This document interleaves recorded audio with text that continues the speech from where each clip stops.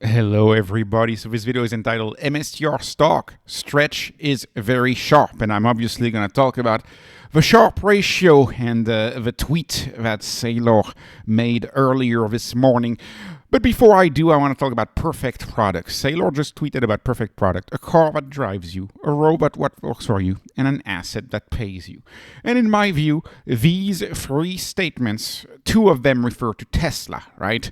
Tesla Robotaxi and of course the Optimus, but Tesla down a lot today.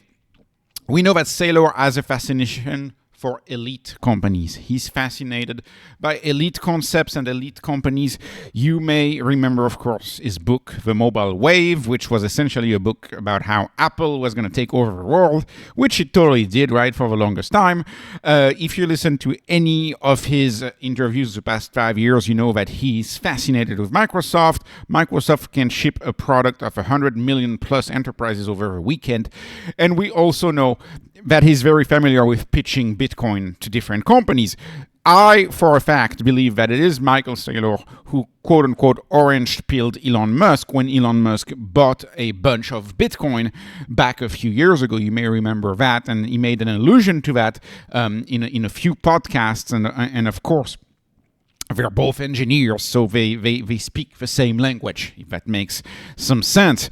Saylor has had multiple fascinations with things that he calls perfect. I've also seen him go on long rants as to why yachts were amazing, because they are floating capital and you can just move from place to place without being seized, right? That's an early allusion to Bitcoin. Of course, his obsession with Can you may remember, or Kane, I think it's pronounced in English, but you may remember that got him out of deep trouble. He was saved by autism, as some people would have said on X.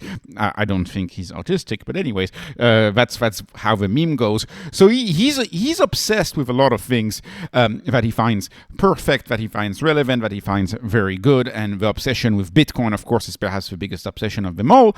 But right now, it's turning into an obsession with stretch and making sure that the world knows about stretch and creating the perfect product, the asset that pays you, stretch being that asset that pays you monthly and that creates a risk-adjusted return. That is one of the highest out there, and he's also called it, who doesn't want a checking account that pays you 10%? In his mind, stretch is the checking account that pays you 10%. It's that obvious perfect product, just like the car that drives itself, if that makes some sense, that you don't have to drive the car that doesn't get into an accident because it would drive itself, which is, of course, the vision of Tesla. There are such things as perfect products. There are perfect products out there. And Saylor believes that stretch is the iPhone moment for him. He's created the perfect credit instrument for finance, perhaps the perfect instrument for finance. And he's found an objective way to talk about that perfect product. And that objective way to talk about that perfect product is the Sharpe ratio. So he is trying to cater to what I'm going to call normies beliefs.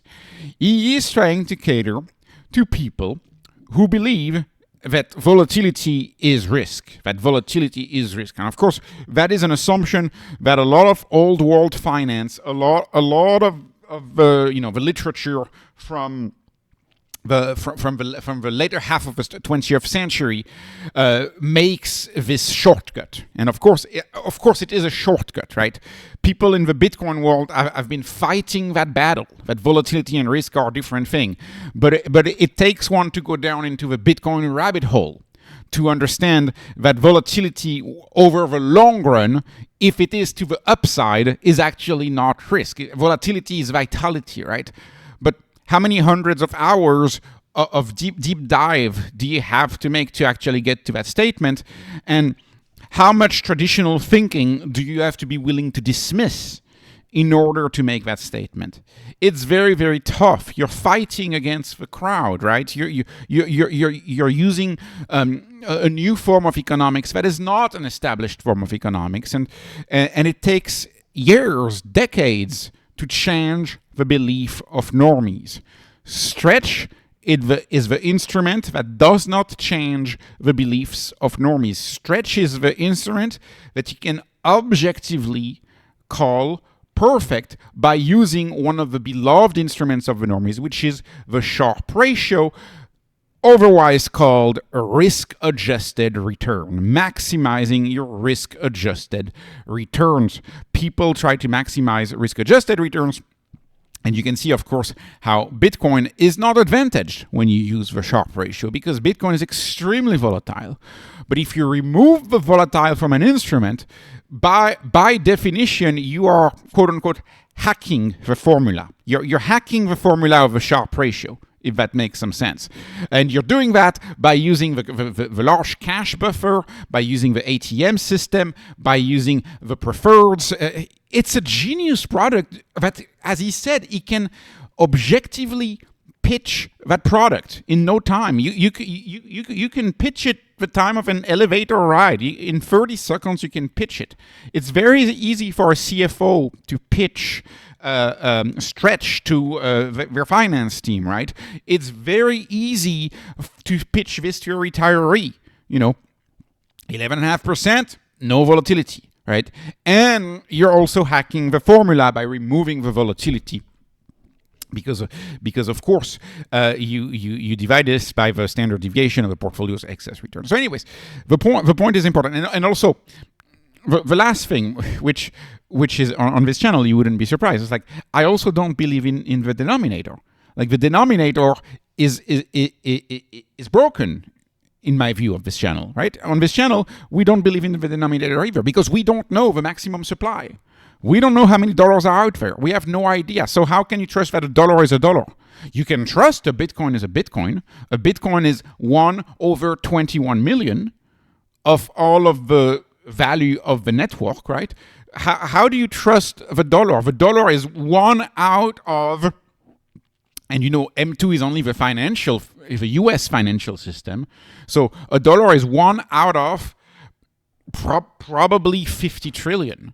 But we don't know. We have no idea. There's probably about $50 trillion dollars out there, and you have one out of 50 trillion, right? Because M2 is massively underreported, and you have a lot of euro dollars and shadow banking. Anyways, it's macro. I've gone through that on the channel, but that's also one thing, that the risk-free rate that we question. And of course, we go at a rate of 3 government shutdowns a year. 1, 2, 3 government shutdowns a year. And of course, this is also to kind of like put great leaders together, Michael Saylor and Elon Musk. Elon Musk chuckling on the Tesla call, we'll see how risk-free it really is. We'll see how risk-free it really is. Laughing on the Tesla call when referring to all of the cash that they were earning from the bonds that they have, because they're sitting in a bunch of cash. So anyways, so that's point number 2. The Sharpe ratios are really going to help sell Stretch to TradFi, to normies, and that's a good thing. Now, Stretch is working today again, and we've had a pretty bad day, I would say. A lot of turmoil today, especially in the beginning of the trading day. The Middle East situation is not getting better. The markets were very much spooked last night, as the POTUS speech ended up being a 180 from what the media had reported. The media had reported that it would be an announcement of a ceasefire or something like that, and we had a 180, right? POTUS said, we're going to send them back to the quote-unquote Middle Age. So awful macro event yesterday night. Oil spikes, really bad day. And guess what? We got back to liquidity. We got back to 100. We got back to the ATM in next to no time. So we are ATMing. As I record this, 466 Bitcoin.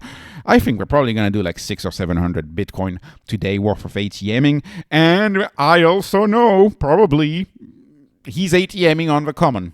Probably ATMing on the common right now, because we're down 2.5% while Bitcoin is only down 1.5%. So that delta, that difference, is the collection of MNAV, the collection of the $12 over the 100, right? $100 worth of Bitcoin, and he sell it on the market to 112.